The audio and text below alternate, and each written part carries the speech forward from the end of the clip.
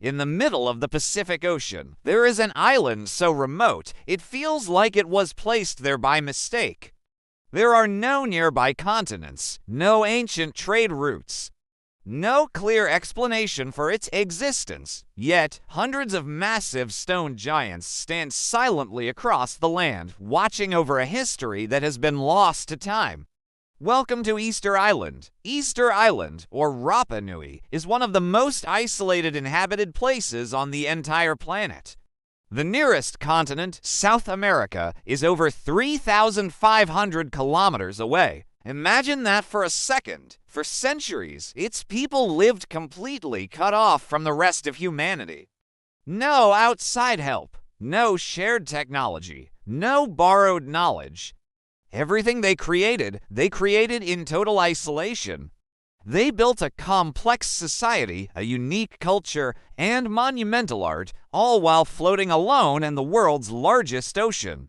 And that's what makes this island so fascinating and a little bit terrifying. How did they achieve so much with so little? When you think of Easter Island, you probably picture the famous stone heads.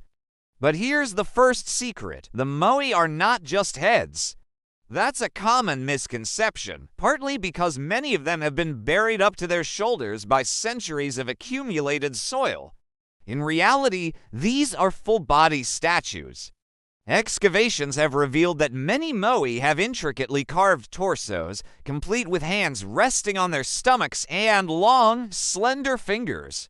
Some even have detailed symbols carved onto their backs. And the scale is just staggering. Some of these statues reach heights of 10 meters. That's over 30 feet tall and weigh more than 80 tons.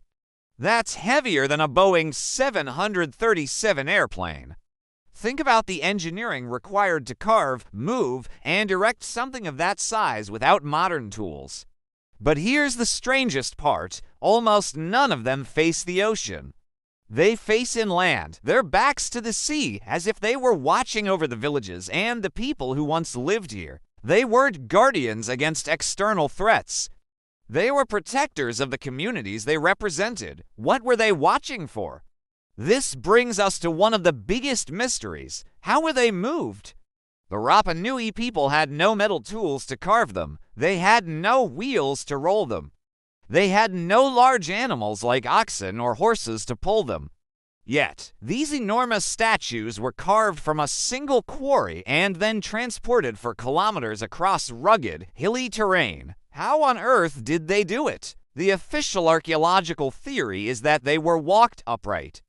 The idea is that teams of people used ropes, rocking the statues back and forth to inch them forward, much like you'd walk a refrigerator across a kitchen floor. Experiments have shown this is plausible, but it would have been an incredibly slow and risky process. If a statue fell, it would have shattered, destroying years of work. But local legends tell a different story. The oral traditions of the Rapa Nui people say the statues walked by themselves. They claim the chiefs and priests used a spiritual power called mana to command the moai to move from the quarry to their final platforms. While scientists look for a mechanical solution, the descendants of the builders offer a spiritual one. To this day, no single explanation has been definitively proven, leaving the mystery wide open. And if moving the statues wasn't baffling enough, let's talk about the stone hats that shouldn't exist. Some of the moai wear massive, cylindrical red stone hats called pukao. These aren't just small accessories. Each one can weigh up to 12 tons. That's the weight of 2 elephants. These pukao were carved from a separate quarry made of a different, reddish stone, and then somehow lifted 7 to 10 meters into the air and placed perfectly on top of the moai's heads. Again, there were no cranes, no metal, no advanced machinery. How did they do it? Theories range from building massive earthen ramps to using complex wooden scaffolds and levers. But all of these would have required an immense amount of timber and manpower, and there is no conclusive archaeological evidence for any specific method. The feat remains one of the most astonishing engineering puzzles of the ancient world.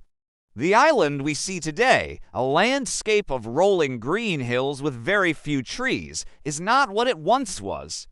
Pollen analysis shows that Easter Island was once covered in dense subtropical forests, including the world's largest palm tree species. So what happened to all the trees? This is where the story takes a dark turn. One prominent theory suggests the island is a story of ecocide, that the Rapa Nui people destroyed themselves. In their obsession with building more and bigger moai, they cut down all the trees to use as rollers, levers, and fuel. Deforestation led to soil erosion, the collapse of their ecosystem, loss of resources, and eventually starvation, warfare, and the breakdown of their society. It's a powerful cautionary tale. However, another theory suggests something else happened. Perhaps it wasn't a slow self-destruction, but a sudden climate shift, like the Little Ice Age, that wiped out the ecosystem faster than humans could react. Or maybe it was the introduction of Polynesian rats that came with the first settlers, which ate the seeds and nuts of the palm trees, preventing the forest from regenerating. Either way, the civilization that built the moai collapsed, leaving their statues as silent witnesses. If you visit Easter Island today, you'll find that much of it feels like an open-air museum. But there are rules, strict rules. Tourists are warned. Do not touch the statues. Do not walk on the Yahoo, the sacred stone platforms they stand on. And you'll notice that large areas of the island are completely restricted, off limits to visitors. The official reason is preservation. The statues are fragile and vulnerable to erosion and damage. That makes perfect sense, but there's another layer to it. Unofficially, some of these locations have never been fully excavated. There are still countless sites, buried platforms, and potential discoveries lying hidden beneath the soil. What secrets do these forbidden zones hold? What parts of the story have we not even begun to uncover? The island still keeps its deepest secrets to itself. Perhaps the most haunting mystery of all is a lost language that no one can read. It's called Rongorongo. It is a unique system of glyphs, pictographic symbols carved onto wooden tablets. It's one of the very few independently invented writing systems in human history, found nowhere else on Earth. Tragically, by the 1860s, disease and slave raids had decimated the population, and the last elders who knew how to read Rongorongo died without passing on their knowledge. For over 150 years, linguists and cryptographers from around the world have tried to decode it. Every single attempt has failed. This means we have no written record of what the people of Easter Island truly believed, their history, their mythology, or their rituals in their own words. Their inner world is lost forever, locked away in symbols we can see but cannot understand. So, why does Easter Island scare scientists and historians? Because it's a glitch in the story of human progress.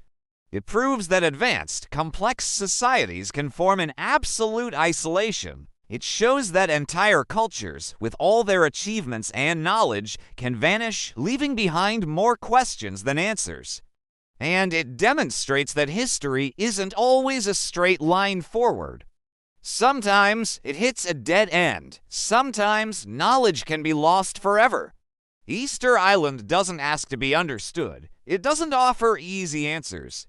It just stands there, in the middle of nowhere, a silent testament to the fact that humanity once knew things that we no longer remember. It is a reminder that there are still profound mysteries hidden in the forgotten corners of our own planet. Thanks for watching. For more stories about forbidden places and hidden history, make sure to subscribe.